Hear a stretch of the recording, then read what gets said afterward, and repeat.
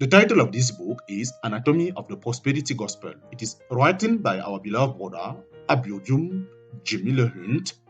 We are now on this great part 3 of this book, chapter 15 of this great part 3. We continue. Oppressing the poor. Contrary to the scriptural injunction that we should not discriminate against the poor in the house of God, the poor are actually overly discriminated against in many of the prosperity Pentecostal churches. My brethren, do not hold the faith of our Lord Jesus Christ, the Lord of glory, with partiality. For if there should come into your assembly a man with gold ring, in fine apparel, and there should also come in a poor man in 50 cloth, and you pay attention to the one wearing the fine clothes, and say to him, you sit here in a good place, and say to the poor man, you stand there or sit here at my footstool.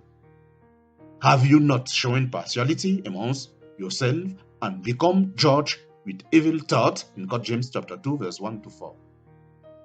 No matter how committed a member may be, his financial status or social standing is often a consideration in the recognition, privilege, position, and the assets he gets. There are denomination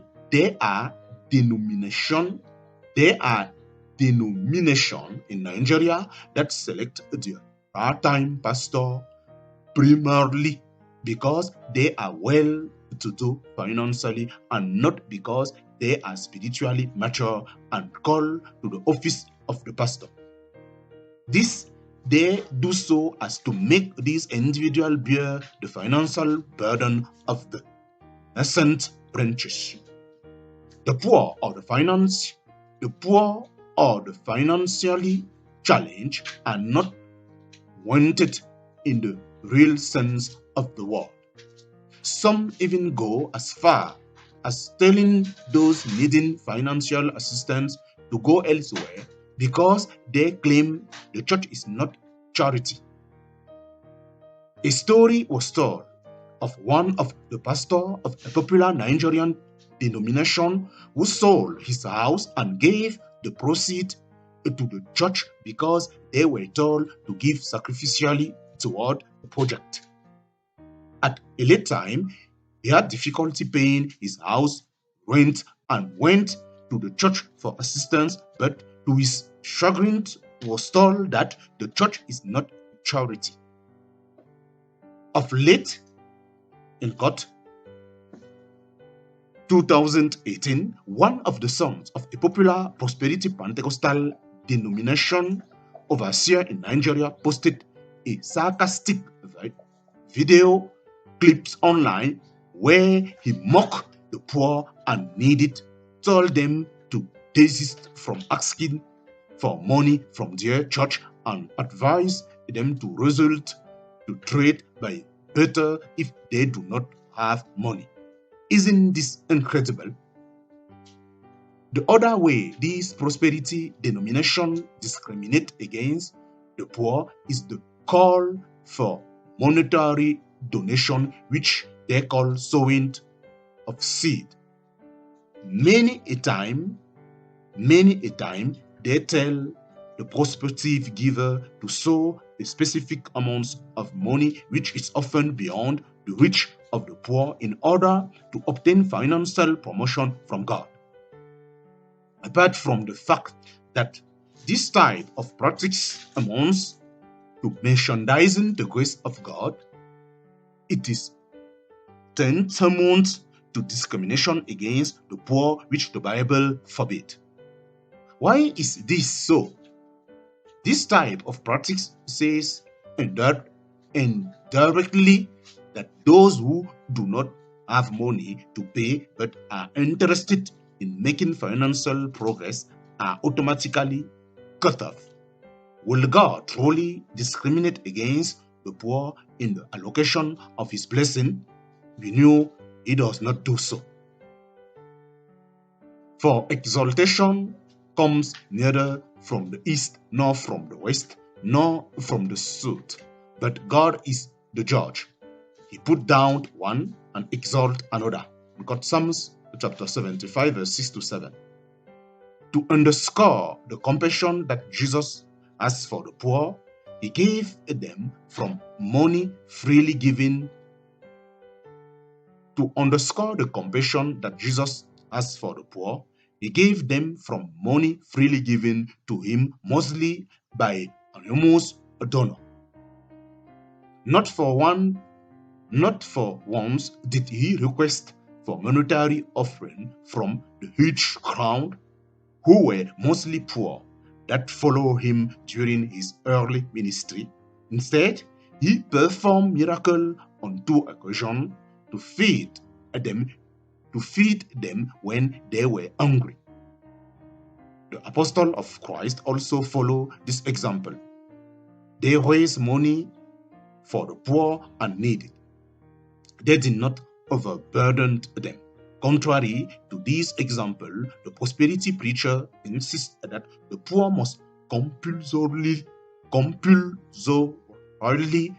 give money either directly to them or to their ministry before they can be lifted out of poverty. They must give compulsory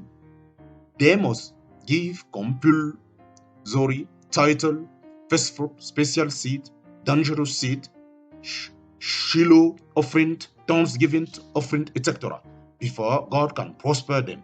Can God be this cruel?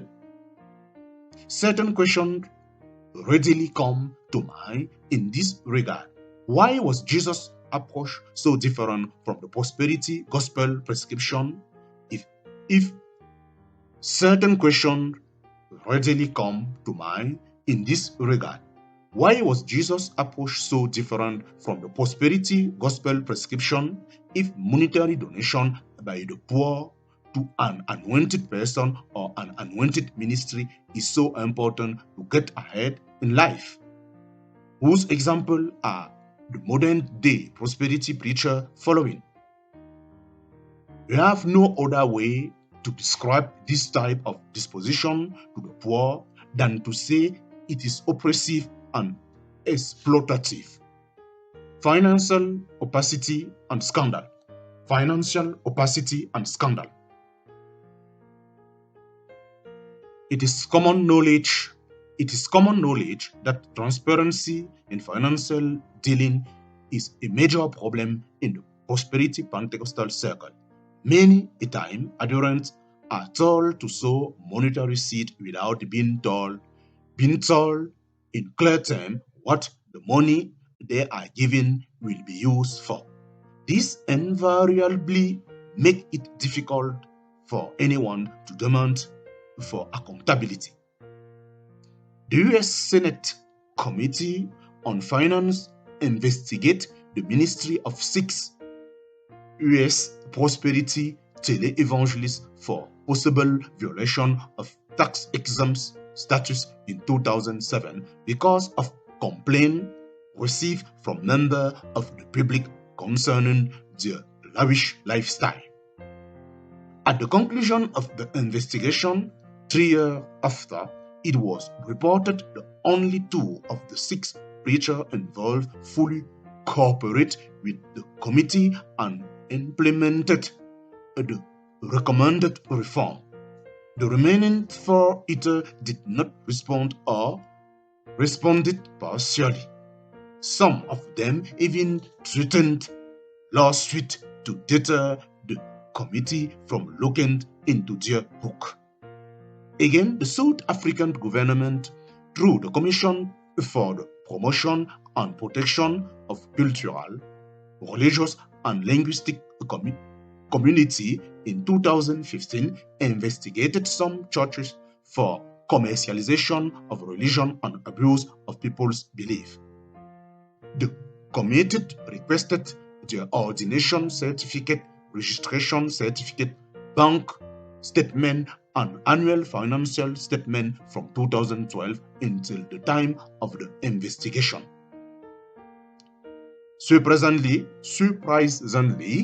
several of the church leaders, including a popular Nigerian prosperity preacher, refused to cooperate with the committee at the time the cited reference was reported.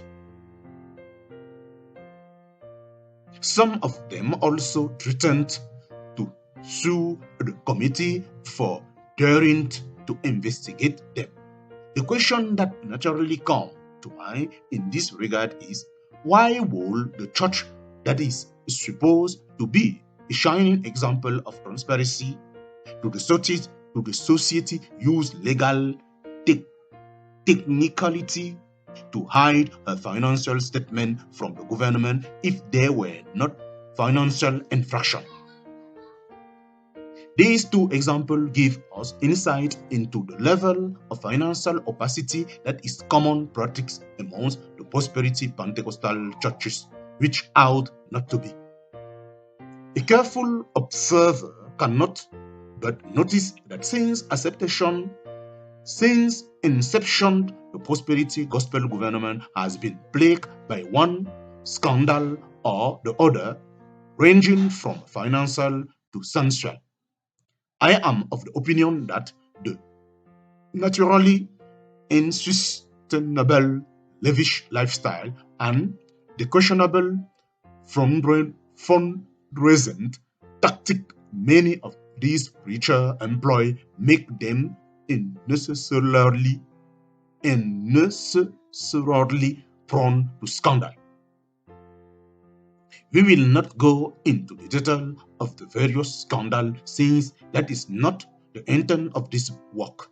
However, it suffices to say that hardly is there any Christian movement since the Reformation that has been plagued by as many scandals as the prosperity gospel movement.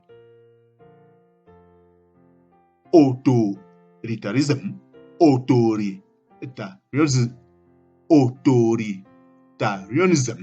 and personalization of the Commonwealth. Authoritarianism and personalization of the Commonwealth.